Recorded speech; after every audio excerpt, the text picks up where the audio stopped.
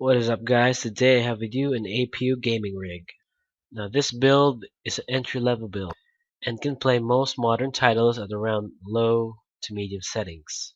I wouldn't really recommend an APU based system on this price point, but for those people who want an APU in their computer, this is the build.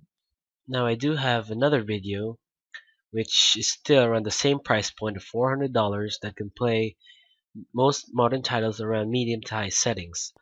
The link will be in the description below. Let's get started. For the CPU or APU, we have the AMD A10-7850K. Now this APU is clocked around 3.7 GHz and it's a quad-core processor. And its onboard graphics is an R7 chipset. Now, at the time of this video, this is the flagship model of AMD's new Caviar APUs. Now, AMD generally said you can play Battlefield 4 at 1080p at low settings with this thing. So the graphics isn't half bad at all. And this APU will cost you around $175. For the motherboard, we have the MSI A88XM E35. Now this board supports our APU and its chipset is the A88X. Now this board has 3rd generation bells and whistles such as USB 3, SATA 3, and PCI Express 3.0. Now this board is one of the cheapest board I can find that's still reliable because it's from MSI, and this thing will cost you around $60. Now this next part is totally optional. It's the Sapphire Radeon R7 252GB video card. Now the reason I went with this card is you can crossfire it with your APUs to make your system a little bit faster, and by system I mean games.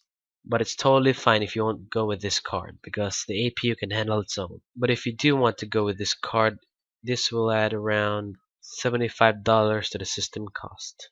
For the RAM, I went with the Crucial Ballistix Sport RAM. It's one stick of 8GB of DDR3 memory running at around 1600 MHz, which is the sweet spot for an APU system.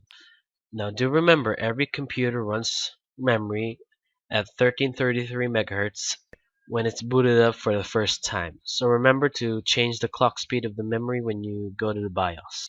And the memory will cost you $70.